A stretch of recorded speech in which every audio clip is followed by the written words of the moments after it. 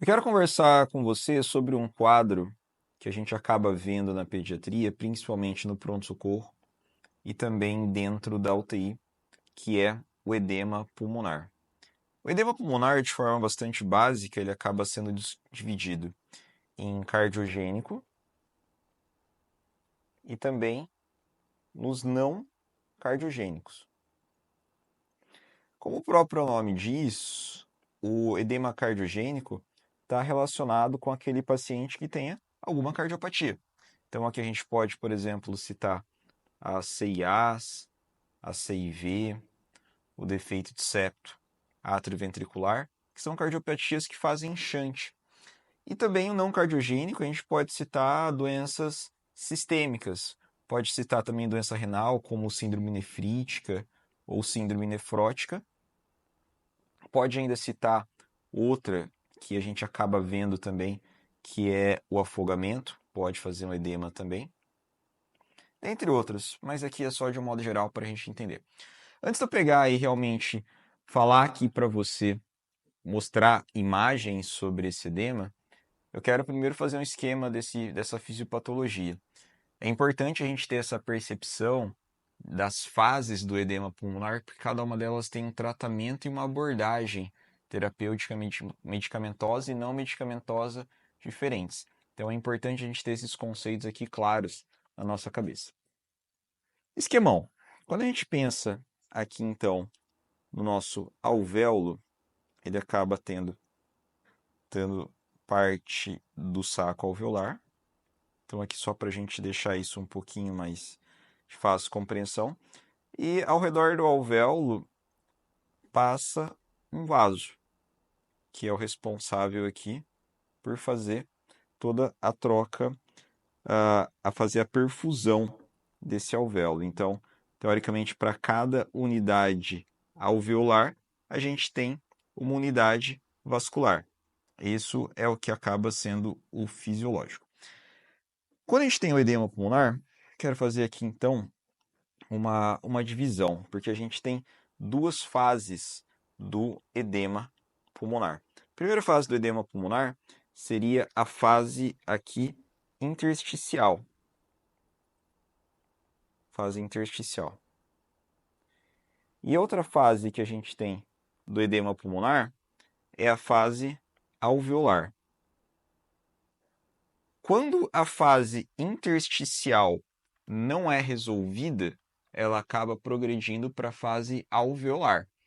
Então, isso vai fazer com que haja uma necessidade de abordagem precoce, o reconhecimento precoce na fase intersticial, porque quando ele vai para a fase alveolar, há uma chance maior de mortalidade. E, então, por aqui você já começa a perceber que radiologicamente a gente também vai ter diferenças. Quando eu olho, então, aqui pensando na parte intersticial, esse líquido aqui do vaso, ele por uma alteração de pressão hidrostática, então a pressão hidrostática maior, vai fazer com que esse líquido ele saia aqui desse vaso. E no que ele sai do vaso, ele vai parar no interstício. Então ele vai inundar todo esse interstício. E aí a gente vai começar a ter então aqui nesse primeiro momento o interstício todo repleto aqui de esse líquido. Então ele vai ficar entre uma barreira entre o alvéolo e o vaso. Então a gente teria, por exemplo, esse alvéolo aqui, essa parede, com uma dificuldade de troca, porque há entre esse alvéolo aqui e esse vaso líquido. Então, aquela questão que a gente sabe que acontece da saída do CO2 e da entrada do O2 acaba ficando prejudicado. Então esse paciente, ele começa a ter uma tendência a fazer uma hipercapnia, porque esse gás carbônico não consegue sair, e o oxigênio não começa a entrar. Então esse paciente ele vai começando então a fazer uma hipóxia.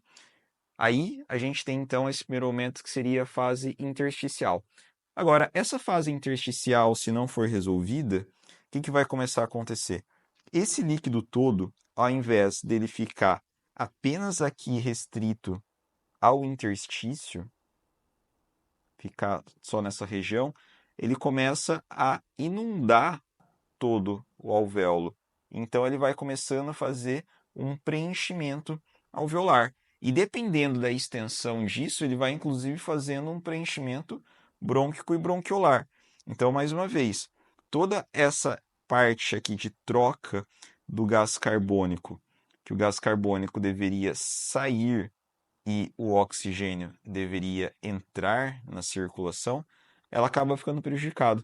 Então, no final das contas, esse paciente aqui, ele vai fazer uma hipercapnia e esse paciente vai começar a fazer uma hipoxemia. O fato é que todo esse edema pulmonar, num primeiro momento, ele vai tentar ser drenado. Ele não vai ficar apenas represado no interstício. E quem é responsável por fazer essa drenagem desse líquido do interstício é principalmente a parte linfática. Então, vamos lembrar que todo esse alvéolo aqui, esse sáculo alveolar, ele vai estar dentro do lóbulo pulmonar secundário. Então, ele vai estar restrito a essa menor unidade que é o lóbulo pulmonar secundário. Lembre-se que chega aqui no alvéolo, junto com o bronquíolo, a gente chega uma arteríola. Chega uma arteríola. E aqui no septo interlobular, porque veja, aqui a gente tem um lóbulo nessa região toda aqui, mas isso daqui vai se repetindo todos esses lóbulos aqui. Esses lóbulos eles vão sendo todos tridimensionais e vão se conglomerando. Então, esse aqui seria um lóbulo e esse aqui seria outro. Então, esse aqui é um septo interlobular. No septo interlobular, a gente tem aqui uma vênula que chega. Então, ela vem aqui na parede do septo. Então, aqui a gente tem uma vênula. E a gente tem junto também a presença da circulação linfática.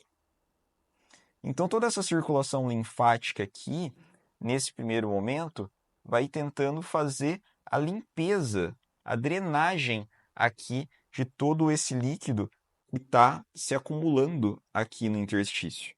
Isso faz com que haja essa drenagem e, consequentemente, ele tenha um engurgitamento do vaso linfático. Então, a gente vai começar a ter um espessamento aqui desse septo interlobular, que é onde justamente a gente tem a passagem do vaso linfático. Caso esse vaso linfático não dê conta de fazer toda a drenagem desse líquido, então aí é a hora que a gente acaba saindo aqui da fase intersticial para a fase alveolar. Isso pensando sob o ponto de vista fisiológico, que seria o corpo tentando dar conta dele próprio. Ou então, até mesmo se o próprio tratamento não for suficiente. Então, tendo isso daqui em mente, é o primeiro ponto para a gente começar a entender o que vai começar a acontecer. Sempre lembrando que esse alvéolo aqui, todo preenchido de líquido, ele também acaba gerando um processo inflamatório muito intenso. E no que ele vai gerar um processo inflamatório muito intenso, perde-se capacidade surfactante, há uma via aérea muito resistente, alteração de complacência. Isso daqui tem também uma relação direta na forma de abordagem desse paciente, principalmente sob o ponto de vista ventilatório. Então, entendido no primeiro momento esse mecanismo, esse esquema fisiopatológico, depois eu volto para te mostrar como que seria as alterações radiológicas de cada uma dessas fases, a fase intersticial e a fase alveolar.